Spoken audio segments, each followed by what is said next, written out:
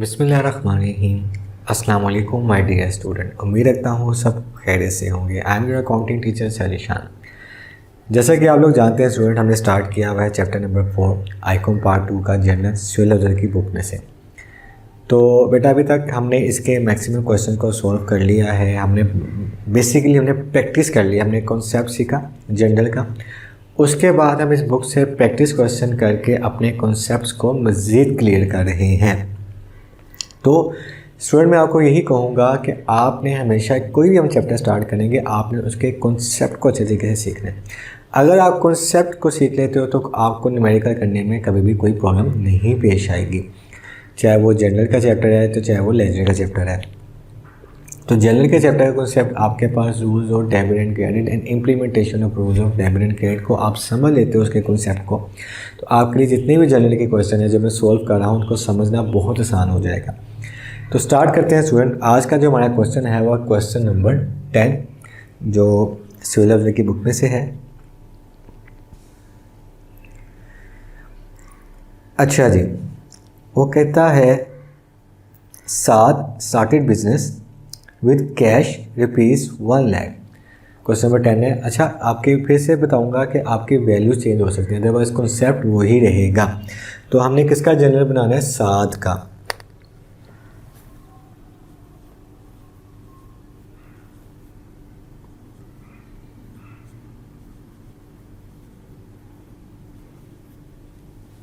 ठीक हो गया। तो अब बिज़नेस कब स्टार्ट किया है इस साद भाई ने? 1 अगस्त 2022 को। 1 अगस्त 2022 को उसने बिज़नेस स्टार्ट किया। कितने पैसों से? 1 लाख से। हमें पता है जब भी बिज़नेस स्टार्ट होता है तो हमारा सरमाया बढ़ रहा होता है। इस सरमाया मीन्स कैपिटल बढ़ रहा होता है, और कैपिटल बिज़नेस की टर्नल लायबिलिटी होती है, और लायबिलिटी बढ़ती है तो क्रेडिट होती है। कैपिटल भी वही चीज़ है, कैपिटल और लायबिलिटी और रेवेन्यू 3 चीज़ें जब भी बढ़ती हैं तो उनको क्रेडिट करते हैं। और आपके पास बिज़नेस में आ क्या रहा है? कैश आ रहा है। कैश क्या होता है? एसेट। एसेट बढ़ता है तो डेबिट होता है। तो क्या एंट्री होगी? Cash account capital account.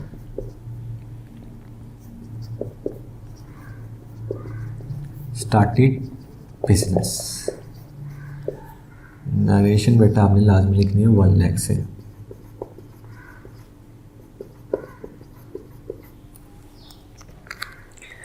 ये हमने फर्स्ट ट्रांजैक्शन बेटा जनरल में पुट कर दी है, हमने एंट्री के फॉर्म में इस ट्रांजैक्शन को लिख लिया है। नेक्स्ट क्या है हमारे पास? Purchase good for cash ₹20,000 and credit for ₹10,000 from Ali. अच्छा, आपको याद होगा पिछले क्वेश्चन में हमने एक कंपाउंड एंट्री की थी। कंपाउंड एंट्री क्या होती है? More than 1 account is debit और more than 1 account is credit. अब इसी ट्रांजैक्शन को स्टूडेंट देखें, अगर मैं सेपरेटली भी करना चाहूँ, सिंपल एंट्री भी करना चाहूँ, डेबिट और क्रेडिट उस तरह भी कर सकता हूँ। अगर मैं इसकी कंपाउंड एंट्री करना चाहूँ मैं उस तरीके से भी इसको कर सकता हूँ। तो यहाँ वर्किंग कर लेते हैं। मैं एक एंट्री करता हूँ परचेजेज आपको पता पड़ता है तो डेबिट होता है, और आपके पास से कैश चला गया। एक उससे हमें ये इन्फॉर्मेशन दी है। दूसरी इन्फॉर्मेशन उसने हमें दिया है कि आपने परचेजेस की हैं क्रेडिट पे, यानी कि उसने एक जो परचेजेस के साथ कैश का वर्ड इस्तेमाल किया है, और दूसरी परचेजेस का उसने पार्टी का वर्ड इस्तेमाल किया, यानी कि अली से। तो अली आपके लायबिलिटी बन गया। क्यों? क्योंकि जिससे हम उधार पे चीज़ें परचेज करते हैं, ख़रीदते हैं, वो हमारी क्या बन जाता है? लायबिलिटी बन जाता है। तो 20,000 किस पे है? कैश। और क्रेडिट पे कितने से है? 10,000 से। यहाँ हमने एक रफ सी एंट्री की है स्टूडेंट्स।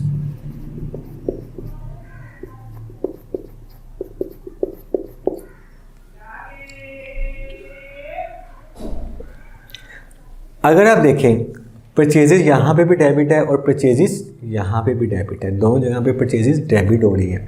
ठीक है, तो परचेजेस को मैं एक अकाउंट बना लूँगा। ठीक है, परचेजेस अकाउंट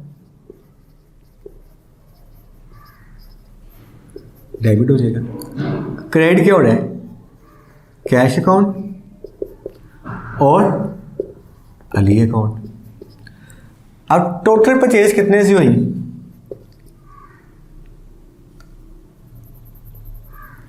30,000 से, जिसमें से आपने कैश कितने का दिया? 20,000 का। कैश आपके पास चला गया, एसेट कम होते हैं तो क्रेडिट होता है। और आपकी लायबिलिटी कितने से बनी? 10,000 से। तो हम रेशियो लिख सकते हैं ना, purchase goods on cash and credit. यहाँ तक कोई कन्फ्यूजन? उम्मीद है तो कोई कन्फ्यूजन नहीं होगी। हमने वही कंपाउंड एंट्री जो पहले क्वेश्चन में की थी वही एंट्री हमने दोबारा किया, थोड़ा सा चेंज आया, थोड़ा सा क्वेश्चन के अंदर ट्विस्ट आया, तो वो ट्विस्ट को हमने यहाँ पे क्या किया है, सीखा है। अब क्या है जी, purchase furniture for cash rupees 8,000। आपने फर्नीचर परचेज़ किया है कैश पे। फर्नीचर क्या होता है स्टूडेंट्स? फर्नीचर हमारा एसेट होता है, एसेट बढ़ता है तो डेबिट होता है। और किस पे खरीदा? कैश पे। कैश भी क्या? एसेट। एसेट कम होता है तो क्रेडिट होता है। तो एंट्री क्या हो जाएगी? फर्नीचर अकाउंट और कैश अकाउंट।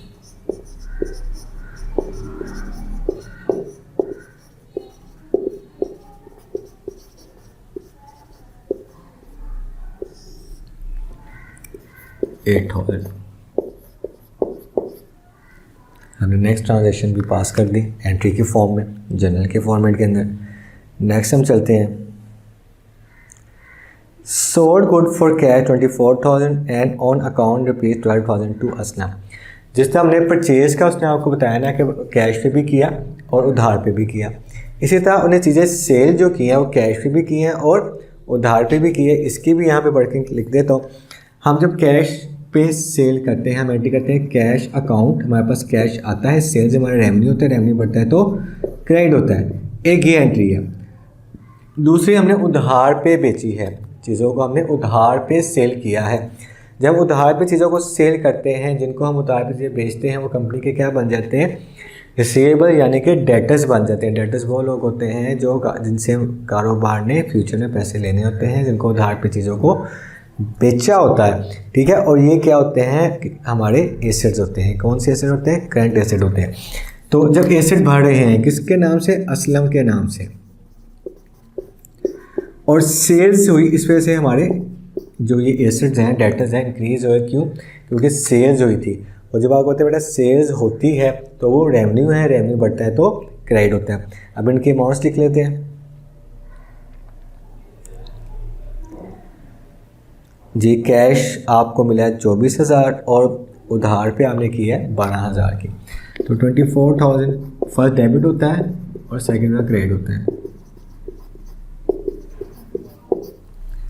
ठीक हो गया स्टूडेंट कि हमने अब देखो ये सिंपल एंट्री कर दी। इसी सिंपल एंट्री को मैं कन्वर्ट करूँगा कंपाउंड एंट्री में।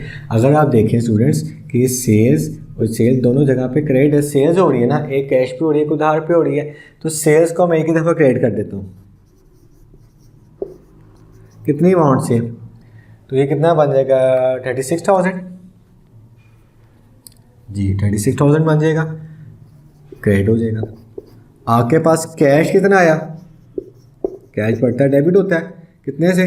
24,000 से। आपके डेटर्स कितने से बढ़े? असलम अकाउंट कितनी अमाउंट से? 12,000 से। तो आपका डेबिट क्रेडिट इक्वल हो गया। इसकी भी नरेशन लिख लेते हैं, sold goods for cash and credit. उसने वर्ड अकाउंट यूज़ किया है, तो ऑन अकाउंट का मतलब है स्टूडेंट्स हमारा उधार ही होता है। आगे आ जाते हैं, बड़ी मज़े की ट्रांजैक्शंस आ रही हैं आगे दो जी। कहते हैं Ali settled, Ali account settle receiving rupees 400 as discount. अब अली कौन था? अली से आप अकाउंट सेटल कर रहे हैं, आपका लेन देन जो है वो कहीं ना कहीं सेटलमेंट हो रही है। क्या देके? 200 डिस्काउंट रिसीव करके, लेकिन ही रिसीव जो हमने, हाँ जी, डिस्काउंट रिसीव करके। ₹400 डिस्काउंट लेकर हम अपना लेन देन जो है वो ख़त्म करने की सेटलमेंट हो रही है। अब मैं देखता हूँ कि मैंने अली के साथ क्या मेरी ट्रांजैक्शन थी। अली मेरा कौन था? अली मेरा क्रेडिटर था। अली कौन था? मेरा क्रेडिटर था।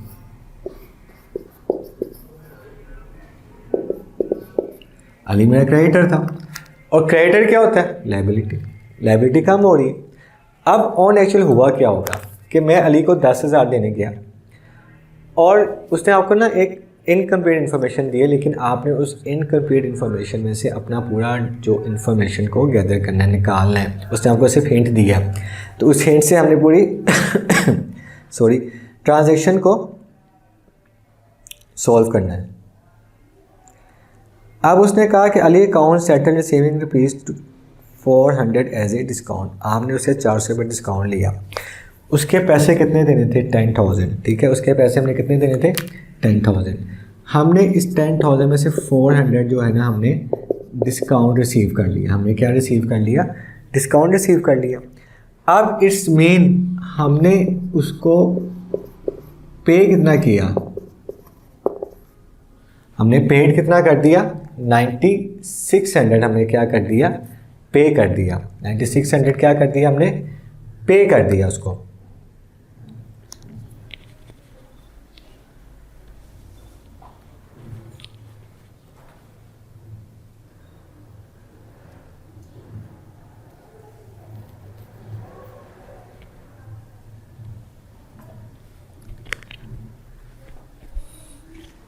$9600 हमने क्या कर दिया? उसको पे कर दिया। हमें डिस्काउंट रिसीव हुआ 400, 9600 पे कर दिया। इसका मतलब हमारी लायबिलिटी तो ख़त्म होगी ना। हमारी 10,000 से लायबिलिटी थी जो कि ख़त्म होगी। क्यों? क्योंकि हमने उससे 400 डिस्काउंट ले लिया। जब 400 डिस्काउंट ले लिया, इसका मतलब हमने पैसे कितने दिए होंगे? 9600। तो सबसे पहले मैं अपनी लायबिलिटी को ख़त्म करूँगा। लायबिलिटी ख़त्म हो रही है। जब लायबिलिटी ख़त्म होती है तो क्या होती है? या कम होती है तो डेबिट होती है। तो अली अकाउंट को मैं क्या कर दूँगा? डेबिट कर दूँगा। कितने से? 10,000 से। अब मैंने वहाँ पे कंक्लूड कर लिया कि मैंने उसको पे कितना किया। अगर 400 डिस्काउंट रिसीव किया है तो उसका मतलब बाकी कितने बचे? 9600 मैंने उसको पे किया। मेरे पास से कैश कितना गया? 9600। तो मुझे डिस्काउंट कितना रिसीव हुआ जो कि उसने आपको बता दिया है। आपने डिस्काउंट रिसीव बेटा कंप्लीट लिखना है 400 से।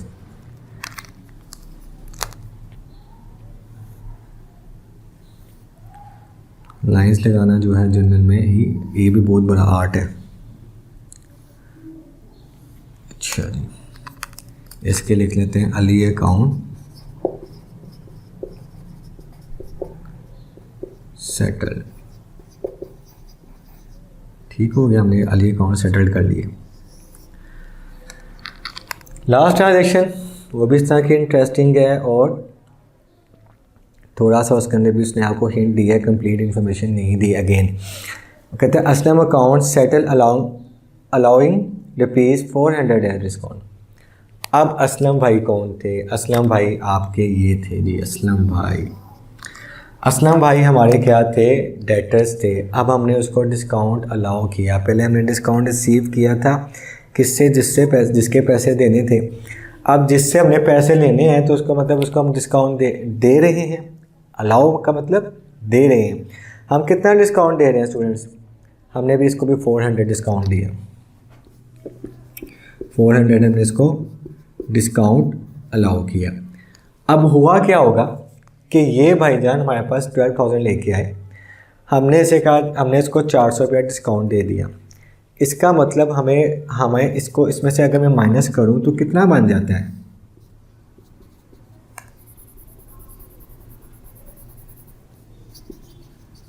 इसको इसमें से लेस किया तो कितना बन गया? 11,600। इसका मतलब ये मुझे कैश इतना रिसीव हुआ। इतना कैश स्टूडेंट्स मुझे रिसीव हुआ। मैंने 400 उसको छोड़ा है 12,000 में से, तो मुझे रिसीव कितना हुआ होगा? 11,600। देखो हमने हिंट में से ही अपनी इंफॉर्मेशन को गैदर कर लिया। तो अब मेरे पास कैश कितना आया? कैश अकाउंट 11,600 और मैंने डिस्काउंट अलाउ कितना किया, डिस्काउंट अलाउ आपको पता है, आपको बताया था एक्सपेंस होता है, एक्सपेंस बढ़ता है तो डेबिट होता है कितना 400। और मेरे जो डेटर्स थे ये क्या थे बेटा, ये मेरे डेटर्स थे। डेटर्स क्या होते हैं, एसेट्स होते हैं। तो ये एसेट मेरे कम हो गए, और एसेट कम होते हैं तो क्रेडिट होते हैं। स्टूडेंट्स क्या होते हैं, वो एसेट क्रेडिट होते हैं। तो असलम अकाउंट को मैं क्रेडिट कर दूंगा कितने से, 12,000 से।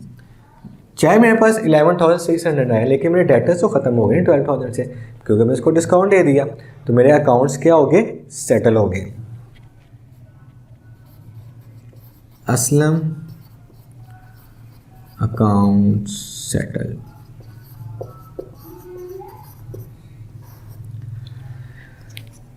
आई होप बेटा आपको समझ आया होगा। हमने वही rules and debit and credit को, उसकी इम्प्लीमेंटेशन को ज़हन में रखते हुए इस क्वेश्चन को सॉल्व किया।